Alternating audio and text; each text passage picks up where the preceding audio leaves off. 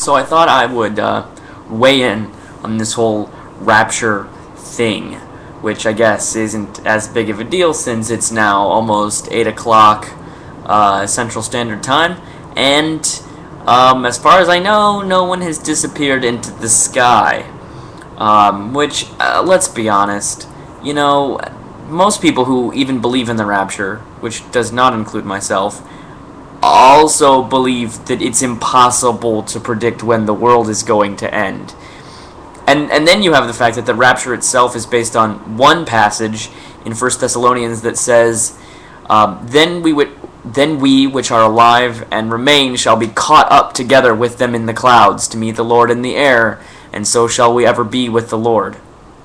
Now, there are plenty of other places in the Bible where the end times or Christ's second coming is portrayed as being with lots of fanfare and loud trumpets, and Christ coming again with victory in the clouds, and kind of a big deal, and not the kind of thing that would happen secretly in the night where people just vanish. So for me, like I've said in previous videos, I'm a mainline Protestant. I don't buy the Rapture. In fact, I don't buy millennialism, premillennialism, amillennialism, any kind of theology where there's 1,000 years of literal tribulation on earth. And I'm a fan of the book of Revelation. I think it's a great piece of work. But it is a pet peeve of mine when people call it the book of Revelations with an S, because it's not revelations, it's one revelation, it's one message.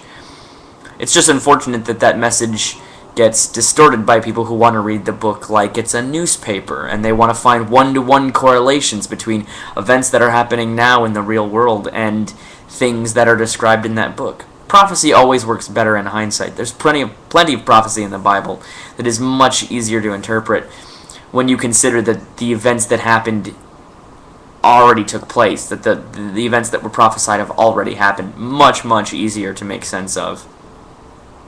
And as for people in our modern world predicting the end of the world, oh my gosh, you can count. It takes more than two hands to count the number of times that people who are supposedly Christian have tried to predict when Jesus is coming back.